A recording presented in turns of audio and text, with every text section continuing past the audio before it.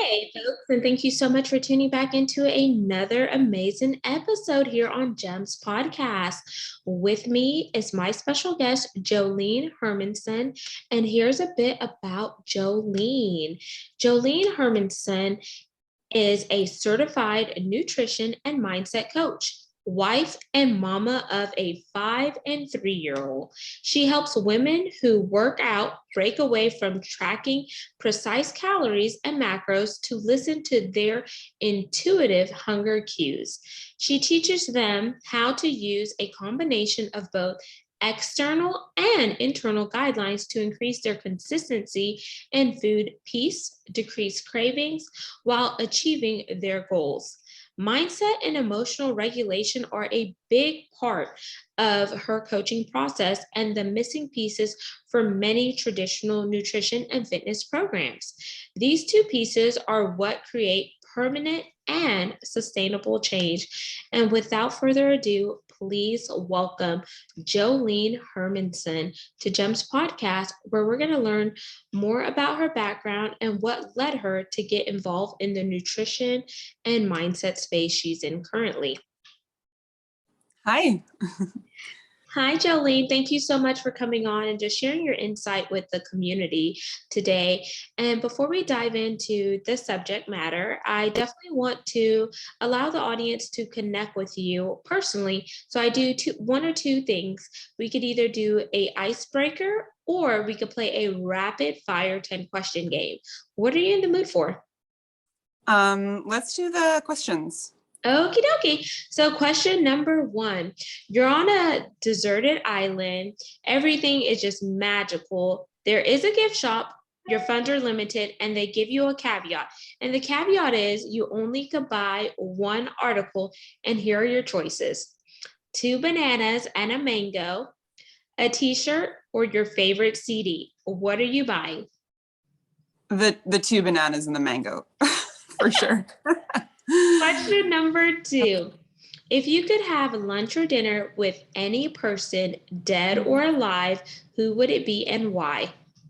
Lunch with Oprah, because she would be amazing. I feel like I'd have so much fun, and I'd also come away a changed person. Question number 3. Are you an Apple or Android user? Apple. Question 4. Favorite color? Blue. 5. Dream car? Ooh, a Tesla. Okay. Question number 6. If you could be a fly on the wall and eavesdrop on any conversation, past or present, whose conversation are you listening in on? I think I'd pick somebody who was a very successful investor, maybe Warren Buffett, and then I would find out who he was going to invest in before he invested, and then I invest in it first. 7. What makes Jolene a wild card, unique woman? I think I'm very adventurous and I'm very brave. I'll take a lot of risks. For example, I used to be a geologist, so I would go out to the middle of nowhere, way up in the Yukon, and work in a camp up there where I was driving an ATV in -40 weather. So very wild card in that way. 8. If you could recreate any significant moment in your life, what would it be and why? I think I'd recreate the few days after I told my husband, who's now my husband, that I had feelings for him, because that was such a magical couple days. 9. Here's a good one. If you could have any superpower, what would it be? To fly. Okay. Yeah, that would be awesome. And 10, our pass or play question. And here are the rules. If you pass, our roles are reversed and you get to ask me a question. If you play, I ask one last question. So here we go. Do you want to pass or play? I'm gonna pass just because I want to ask you a question. Okay, awesome. What's your question? Okay. What is one dream that you have that you haven't told anybody about that you want to do? Ooh, I would love to go to Curacao, which is where my dad was from, and go to all the places that left an impact on my dad's life. And if Mm. I could hop in a time machine and get my dad to come back with me, that would be amazing because he passed in November of 2020. And he's the reason why I started the podcast. Oh, wow. That's powerful. Thank you. So thank you, Jolene, for playing Rapid Fire with Genesis. Do do do do do do. Now we're segueing into our topic, which is understanding why you left being a geologist and what prompted you to do the work that you're doing now with mindset, nutrition, and just really helping people have that sustainability in their life, but also see it as a lifestyle choice. So I think the easiest way to frame this up is if you would tell us a little bit more about your background so we can lay the sturdy foundation and then build up from there. Yeah. So my background was in earth sciences. That was my bachelor's of science. I had an honors degree in geology, and went on to geology work, which is where I met my husband. Like we met up north in Nunavut, where there was like wolves and muskox, and it was a very cool place to meet somebody because we were like in camp together, like brushing our teeth with like over the sink, like spitting into the sink. No makeup, you're in hiking clothes. We knew each other for about 2 months up there. So really got to know each other and then started dating after. And so we were in geology and I found another career in hydrogeology, which is, water and rocks, and then went on to get a master's degree in that. But what I found in that career was there was always something kind of missing for me, and realized later on that what was missing was like the human component. So I loved the earth science. I loved learning about the earth and like just the geological time. I found that very like mind blowing, but almost more from like big picture, like more spiritual context. That was always very interesting to me. But I missed the human piece. I always kind of wondered like, what is the point of the work I'm doing? It felt very, I don't know, just very technical. And so as I went on and did a master's, I was still always kind of wondering, like, it just still felt like something was missing, but I did the master's because I felt like I should. It felt like the next step up. That's what everyone else in my field was doing. And then I got a really good job with people that I really enjoyed, but there was always this sort of like, never felt quite right. Like there was something missing. And then I had kids, and the job was I found it very all income, like all demanding sort of as a project manager. And so a lot of my projects, I couldn't just leave at the end of the day. A couple of times there would be sort of like an emergency, and I would have like my 1-year-old with me, and I just felt torn and I didn't know how to balance and manage it.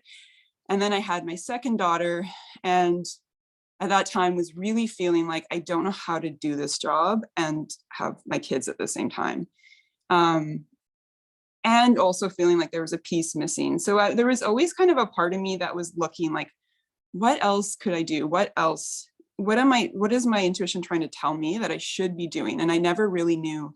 And then a friend of mine, she pointed me in the direction of Precision Nutrition. It was a program she was doing, a coaching certification. And when I watched their videos, I was like, about being a coach, about what that meant, about the types of things you would help people with, and their philosophy to health coaching, which was really about deep health.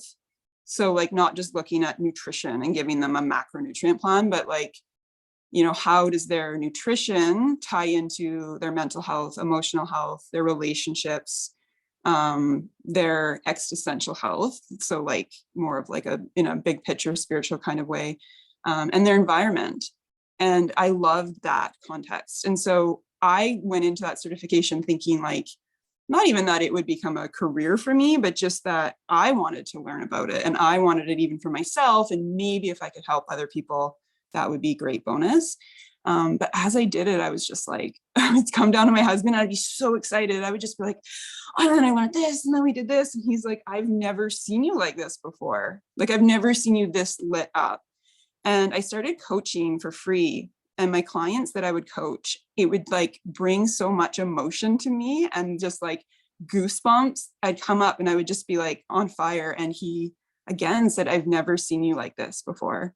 And I was like, I've never felt like this. I've never felt like this about my projects at work. And so that really clued me in that this was something I should pursue.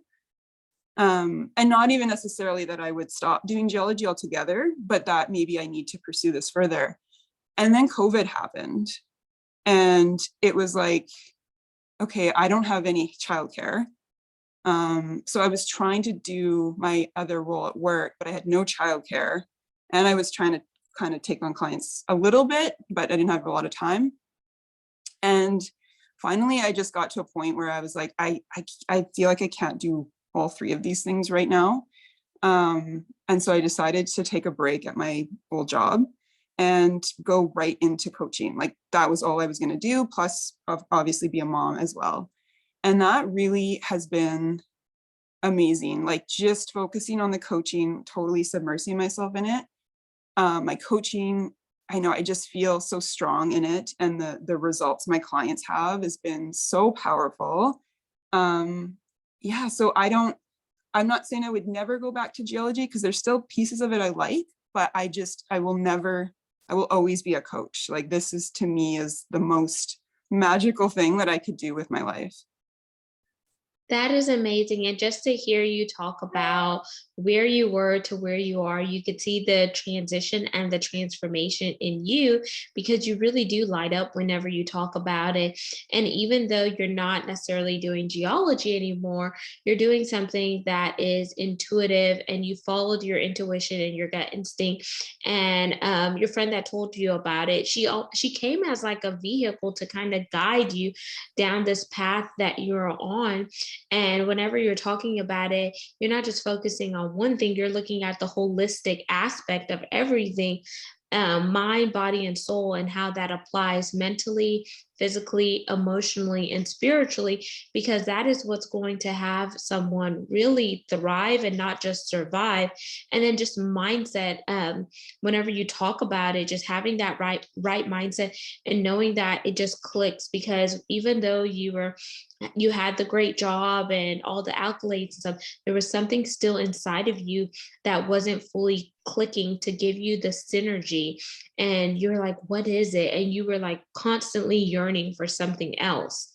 Mm-hmm. And now you found it. And I think that's very important to highlight and focus on that, because how many people are out here listening or watching this segment that is looking for that next thing that really gives them that true fulfillment. Mm-hmm. But if we Mm-hmm. never take time to like peel the onion layer back and really go beyond the surface level and really connect to who we are inwardly and what makes us happy, how does it tie with our core values and our personal mission statement and our overall purpose for being here on earth, I think we're missing the mark. Mm-hmm. Yeah. So when you think about bridging the gap between, like, one thing you focus on is calorie counting and intuitive eating, because there's so many diets out there. And I think diets are great if they work for you.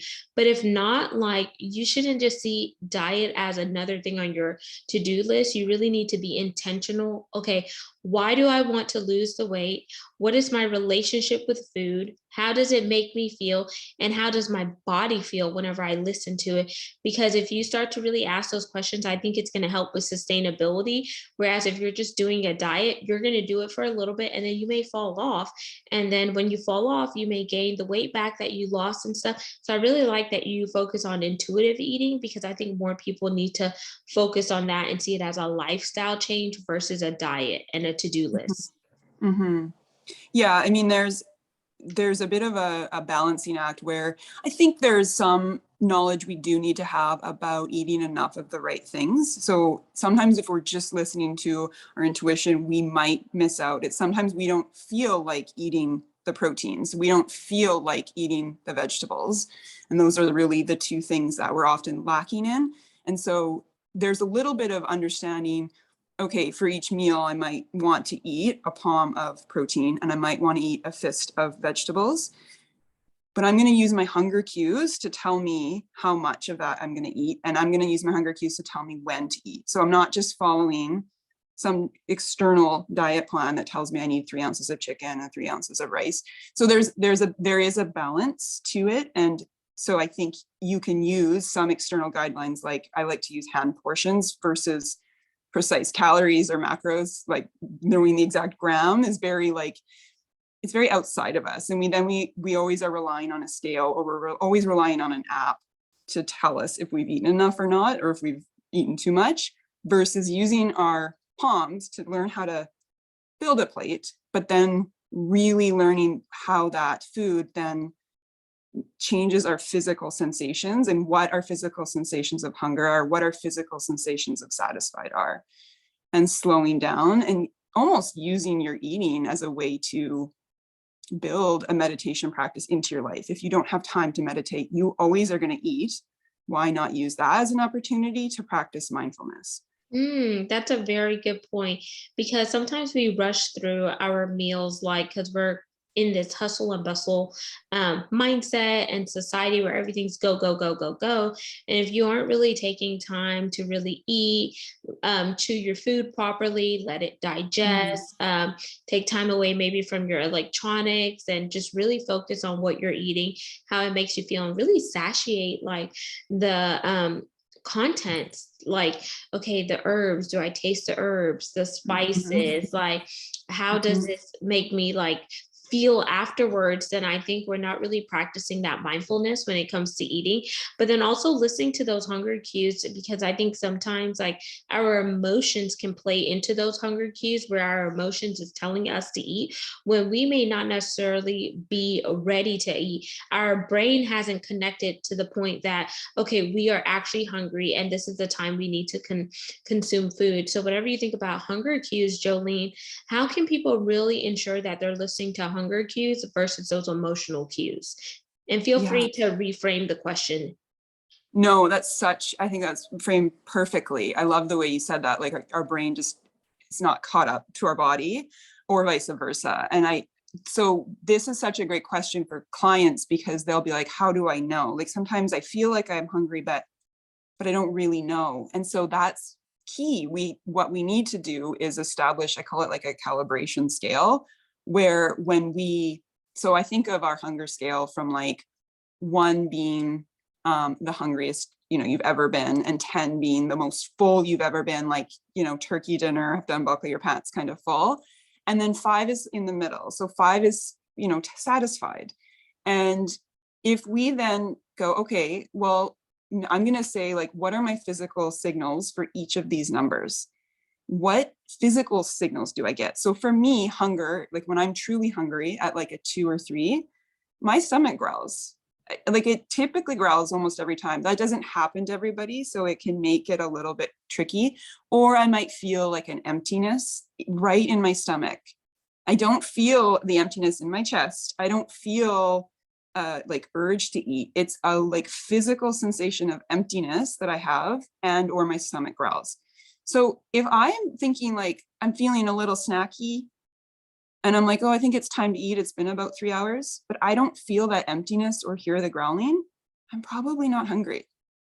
That's just a habit. And I've been triggered to eat because of it's either the time of the day, or I'm in the kitchen, or I have an emotion that I don't really like overwhelm or stress or boredom. And so then you can kind of be on to yourself, like, am I being triggered to eat for some of these other reasons? Or is it physical hunger? Do I feel the emptiness? Do I hear the stomach growling? No? Okay, I can probably wait. I can probably have like 8 or 16 ounces of water and just wait 20 minutes and see. Yeah. And then, yeah. No. That's a really good point, is like have the water versus having that snack. Because one thing that you brought up there is like asking your questions. Do I feel like, is it triggered? Is it based on emotions? And I think that's understanding your why. And that's one thing you focus on, is using a powerful why for permanent change. Because if you don't understand the why, then you're going to keep on going with the same mundane routines. And that's not going to help you. It's going to just put you back in that previous cycle that you were in versus the transformation that you're trying to get when it comes to your overall nutrition and mindset. And sometimes people fail to realize that water can be a filler to just keep you full a little bit longer, but it's also important that you hydrate yourself and you're getting the proper amount of water on a daily basis, because not a lot of us, like, drink enough water. And I tell people, in order to know if you're drinking the right amount of water, like I would tell like some of my offshore guys, is do the pee test. Whenever you're done urinating, look at the color of your urine. And I would actually print out like a color scale and put it on the door so they can know, okay, am I hydrated or am I dehydrated? Like, and measure yourself there. And that could also be an inclination that you may need more fluids. And when I say fluids, get the water in. And if you don't like water, then you could use fruits to flavor your water to diffuse it, or you could put in like the healthy add-ins to the water, but you don't always want to make it like full of junk, because you just need that nutrition. And another thing I would do is like put a reminder on your desk. Like, so whenever I'm in my office setting, I have bottles of water, maybe 2 bottles at a time. So it's a visual reminder, hey, you need to drink water. And then like if I know that I've been sitting for a long period of time, like I'll have my ergonomic breaks, whether I'm going to stand for the next 30 minutes to an hour and then revert back to sitting. And then that helps you to break up some of the mundane things, but it also helps with that mindset. And when you're helping with that mindset, you're really focusing on the nutrition, because I think nutrition plus mindset equals overall wellness. Plus, plus exercise. Anything you want to chime in there? Yeah, the visual cues with water is super helpful. One thing I've done in the past when I was the most successful with it was filling up a pitcher of water with my daily water intake. So every time I walked up to the kitchen, I would see it sitting there and I would just pour myself another glass. Because I don't like too cold of water. I can't drink it quickly. So that always really helped me to remember every time I went in the kitchen before I went to go eat something, have a drink of water first and then see. Because I think too, sometimes we mistake our hunger cues and it's actually thirst cues that we're feeling. And our body just has misinterpreted it for many years. And we just don't understand that what we're feeling isn't hunger, it's thirst. That's a good one. That is a really good one, the thirst cues.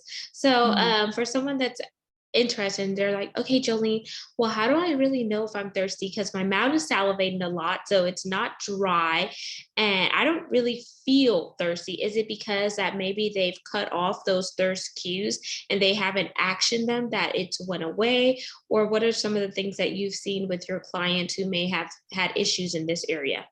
Yeah, actually, that's a great point. I have seen clients who typically say, I don't get thirsty. I don't feel like I am. And so, but they know they're not drinking enough water because of the pee test, right?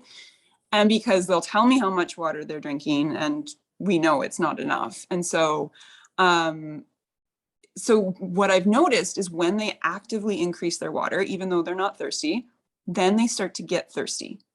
After a couple of weeks of doing that, they're like, I'm doing it now because I'm just thirstier. I'm just noticing my thirst more.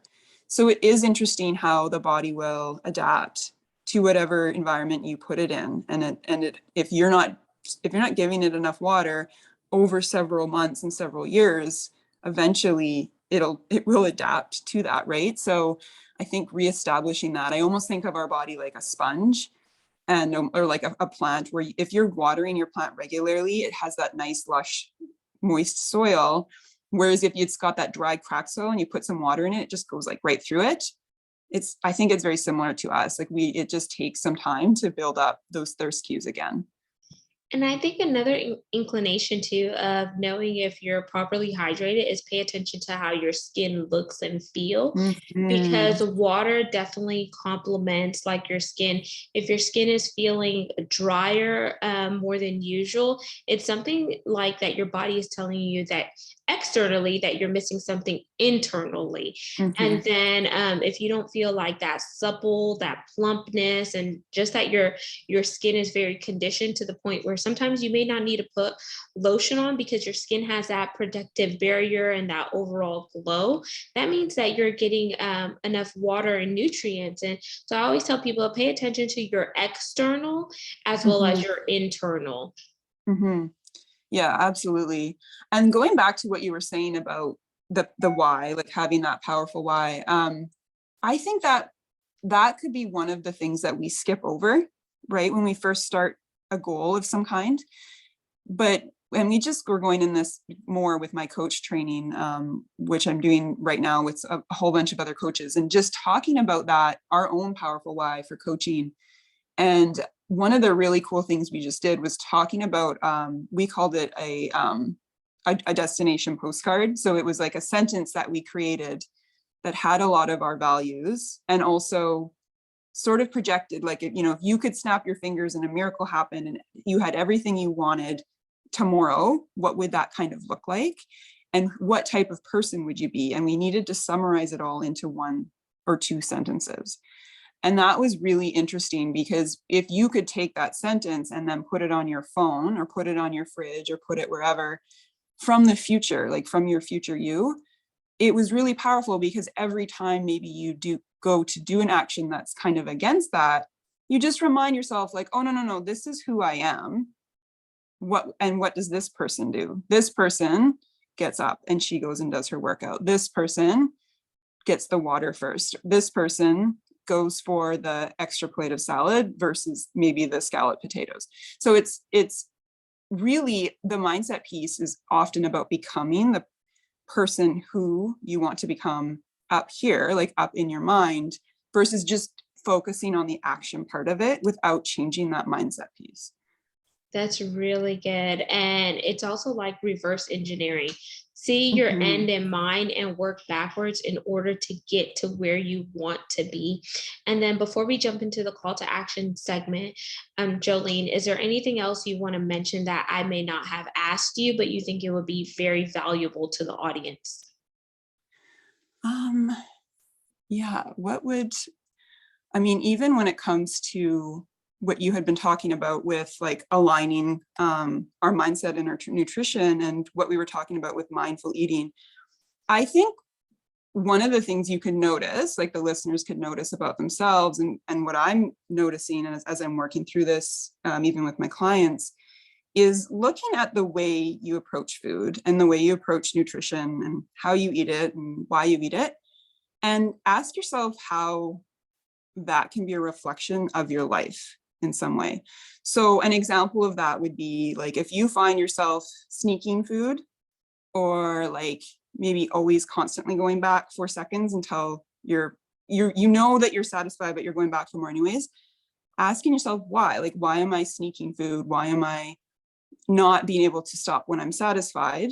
And often those things will show up in other areas of your life. So an example would be, maybe if you're sneaking food, are you also hiding feelings that you're having from others? Or if you're eating very quickly and mindlessly because you feel like you don't have time to slow down, how is that showing up in your business too? So I think often the way we do one thing can be the way we do everything. I've heard that with my business coaches too. And so, yeah, it's just a really great opportunity for us to kind of take an inventory and take stock. And when we do try to slow down and our brain tells us like all the reasons why that's not possible for us, write those down and just have a look and kind of question them, because those things could be the obstacles that you need to strategize around and work around. That's a really good addition. And thank you for adding value there, Jolene. And now we're going to jump into the call to action part of the segment. So, what is your call to action for our audience today? Yeah, well, I think what I just talked about, taking an inventory for your food.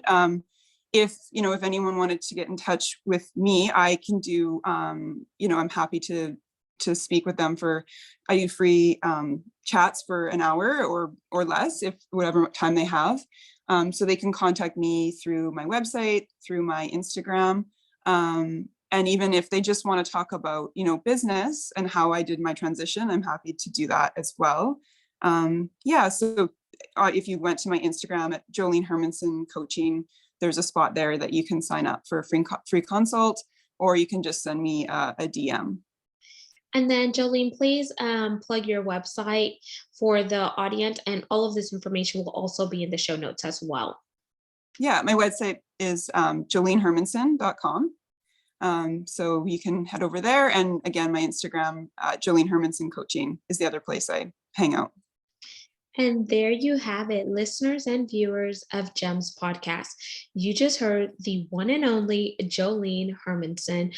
Make sure you scroll down in the show notes and connect with her so you could set up a discovery call if this is something that you're interested, or just go look at some of the resources that she has to offer so you can get yourself where you want to be and really live life optimally. Make sure you like, comment, and subscribe. We're on 40 plus platforms.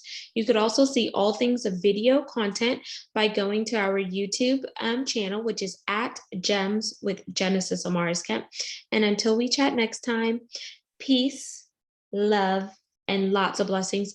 Have yourself an amazing day. And remember, your body is your temple. You only have one, and you want to be mindful of what you put inside of your body so you can have that overall longevity.